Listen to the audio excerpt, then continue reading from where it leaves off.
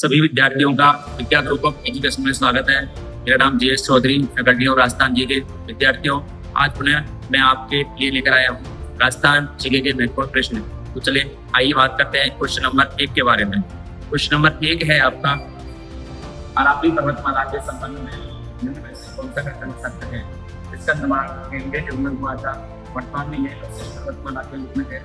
यह मुख्यतः आधुनिक स्थानों से गठित है। यह दक्षिण पश्चिम से उत्तर दिशा में है। ऑप्शन दे रखते हैं ए 2 और 4, बी में सारे दे रखते हैं, सी में बी है 4, डी में 1 और 2। तो विद्यार्थियों इसका आंसर जो होगा वो होगा बी 2 एंड 4। वर्तमान में यह सिर्फ पर्वतमाला के रूप में है और यह दक्षिण पश्चिम से उत्तर दिशा में इसका जो विस्तार है। चलो आइए विद्यार्थियों बात करते हैं अब क्वेश्चन नंबर 2 के बारे में। निम्नलिखित एवं ऊंचाई के आधार पर अवरोही क्रम में कीजिए। जो अरावली पर्वतमाला की चोटी है वो अवरोही क्रम में आपको प्रस्तुत करना है, देखना है कि घटते क्रम में कौन सी है। तो इसका जो आंसर है वो बी ऑप्शन है, बी दौड़गढ़ को नागपाड़ में विराज। इधर आप ऊंचाई देख सकते हो, सारी चोटियां हैं अरावली की, उनकी मैंने आपको चोटी का नाम ऊंचाई दे रखी है। तो आप आसानी से ऊंचाई देखकर पता लगा सकते हो कि किस चोटी की ऊंचाई ज्यादा है, किसकी कम है। इसका जो आंसर होगा वो होगा बी ऑप्शन, दौड़गढ़ को नागपाड़ विराज। आइए बात करते हैं क्वेश्चन नंबर 3 के बारे में।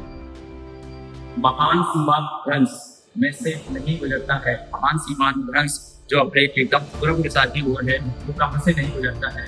कोटा है, सवाई माधोपुर है, उदयपुर है, धौलपुर। इसका आंसर है उदयपुर। उदयपुर से महान सीमांत भ्रंश नहीं गुजरता है। आइए बात करते हैं क्वेश्चन नंबर 4 के बारे में। निम्न में से कौन सा राजस्थान की बांगर प्रदेश का भाग नहीं है? राजस्थान बांगर जो राजस्थान का अर्धशुष्क मरुस्थलीय क्षेत्र है उसे राजस्थान बांगर भी कहा जाता है। कौन सा क्षेत्र इसमें नहीं आता है? शेखावाटी अंधप्रभा क्षेत्र आता है, इसमें गद्गर इसमें आता है, गौड़वाड़ इसमें आता है, जो कि किसी वाला क्षेत्र है। इसमें कौन सा नहीं आएगा? बनास बेसिन। तो आंसर होगा इसका विद्यार्थियों बनास बेसिन। आइए बात करते हैं क्वेश्चन नंबर 5 के बारे में। क्वेश्चन है, निम्न में से कौन सा स्थलाकृति अब सही सुनिश्चित नहीं है? अगर पहाड़ियों के बारे में बात कर रहा है, पहाड़ी और पठारों के बारे में बात कर रहा है, बहादुर पहाड़ी सुरोई की फुलकू के साथ जो सही है, उड़िया पठार माटा वो सुरोई में जो कि सही है। नसारिया का पठार आसमान में रखा है। नसारिया का पठार विद्यार्थी उदयपुर में है, गोराट पठार और गोविंदा के बीच में है। तो इसका आंसर सी सही होगा। आइए बात करते हैं नेक्स्ट क्वेश्चन के बारे में। अगला क्वेश्चन है आपका, निम्न में से कौन से वाल्वा प्रचलित पवन की दिशा के समानांतर विकसित होते हैं? कि हवा की दिशा में किस प्रकार के वाल्वा स्तूपों का निर्माण होता है? तो विद्यार्थी आपको पता होना चाहिए कि वे वाल्वा स्तूप जिनका निर्माण हवा की दिशा में होता है वो कहलाते हैं अनुदैर्घ्य प्रकार के वाल्वा स्तूप। तो बरखान, अनुप्रस्थ, सौंप, सीप कहते हैं। और डी ऑप्शन है पहला वो है। तो जब अनुदैर्घ्य प्रकार के वाल्वा स्तूप है की आकृति इससे पहले बनती है सी प्रकार के वाल्वा स्तूप होगी, इसमें आएगा सी प्रकार के वाल्वा स्तूप संघमान, जिसमें आंसर सही होगा सी ऑप्शन। आइए बात करते हैं नेक्स्ट क्वेश्चन के बारे में। अगला क्वेश्चन है आपका, निम्न में से किस जिले में अरावली पर्वतमाला का क्षेत्र सबसे कम है? अरावली पर्वतमाला का जो अपन क्षेत्र देखने को सबसे अधिक विस्तार उदयपुर में है, सबसे कम विस्तार है अजमेर में, मध्यवर्ती अरावली कहा जाता है उसे, और थोड़ा अधिक विस्तार है उत्तर दिशा की। तो इसमें आंसर आएगा यहाँ पर बांसवाड़ा, डूंगरपुर, राजसमंद, अजमेर। आंसर सही कौन सा होगा? अजमेर। आइए बात करते हैं नेक्स्ट क्वेश्चन के बारे में। निम्न में से कौन सा राजस्थान के अर्धशुष्क मैदान भौतिक प्रदेश में सम्मिलित नहीं है? इससे पहले भी क्वेश्चन आ चुका है। तो बात करते हैं, 4 क्षेत्रों में डिवाइड करते हैं राजस्थान के अर्धशुष्क मरुस्थलीय क्षेत्र को, लोही बेसिन, नागौरी, चूड़ी, शेखावाटी अंधप्रभा क्षेत्र और भिंगर बेसिन। तो इनमें से कौन सा नहीं है? गौड़वाड़ बेसिन है, शेखावाटी अंधप्रभा क्षेत्र है, भिंगर बेसिन है, जोधपुर पश्चिमी ही है उसमें, ठीक है ना?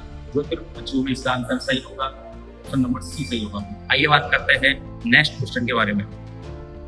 अगला क्वेश्चन है, राजस्थान का एकमात्र स्थलीय उल्का पिंड प्रहार क्रेटर MIC स्थित कहाँ है? जो राजस्थान क्रेटर जो उल्का पिंड के द्वारा जो क्रेटर बना हुआ है वहाँ पर है। तो आपको पता होना चाहिए रामगढ़ क्रेटर 12। तो रामगढ़ क्रेटर 12 कहाँ दे रखा है? बी ऑप्शन दे रखा है। तो रामगढ़ क्रेटर 12 सही है।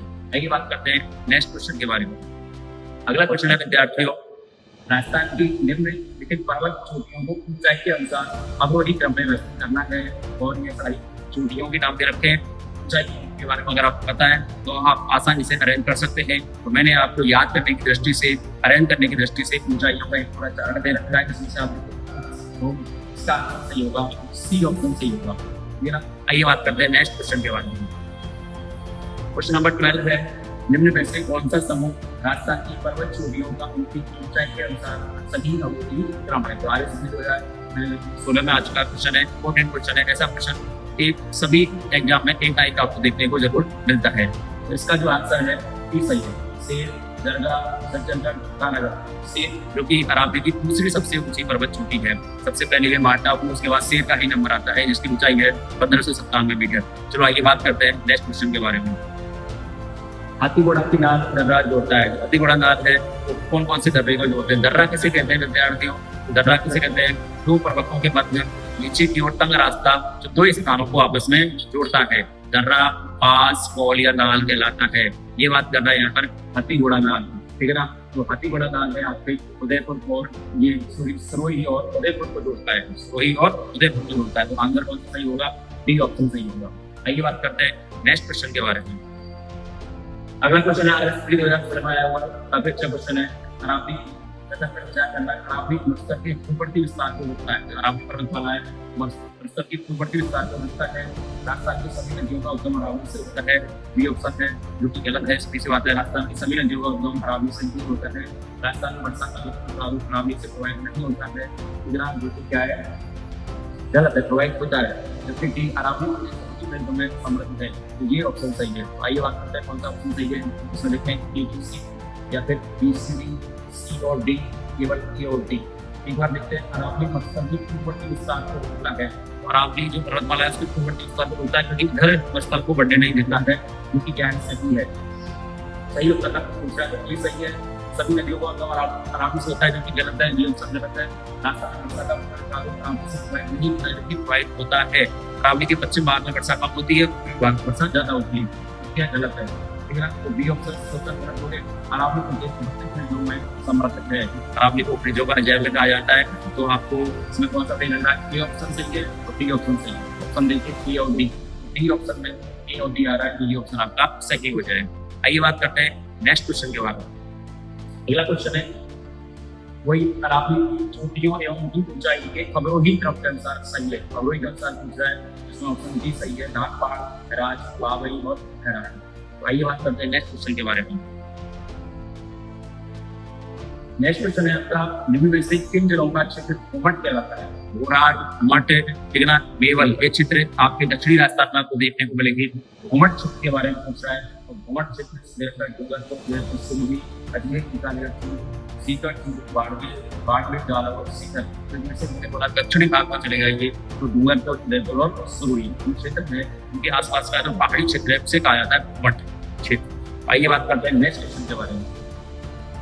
अगला क्वेश्चन है, अरावली किस प्लेट से बने हुई है? सोमाली प्लेट, सुंडा plate, Vishnu plate, Arabian plate. तो प्लेट वर्तनी की थ्योरी से दी हैरी हेस ने।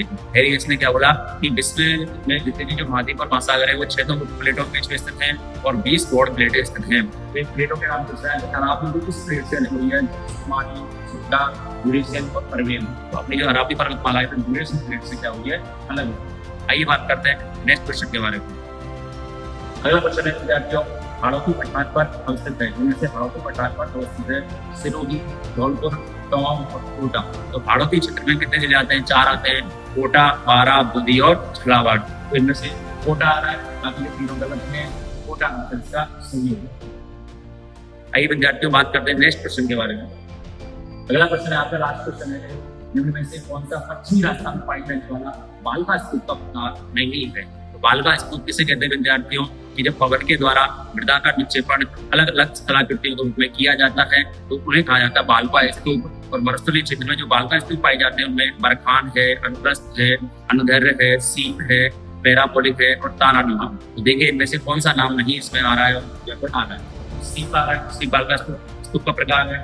बरखान आ रहा है, बरखान बालका स्तूप का प्रकार है। बाजा ये कोई बालका स्तूप का प्रकार नहीं है। और पैरापोलिक भी बालका स्तूप का प्रकार है। तो आंसर कौन सा नहीं होगा विद्यार्थियों? सी ऑप्शन सही होगा। तो लगातार ऐसे ही प्रश्नों के लिए बने रहने के लिए आप हमारे चैनल से लगातार जुड़े रहिए। चैनल को लाइक करें, शेयर करें और सब्सक्राइब करें। Thank you.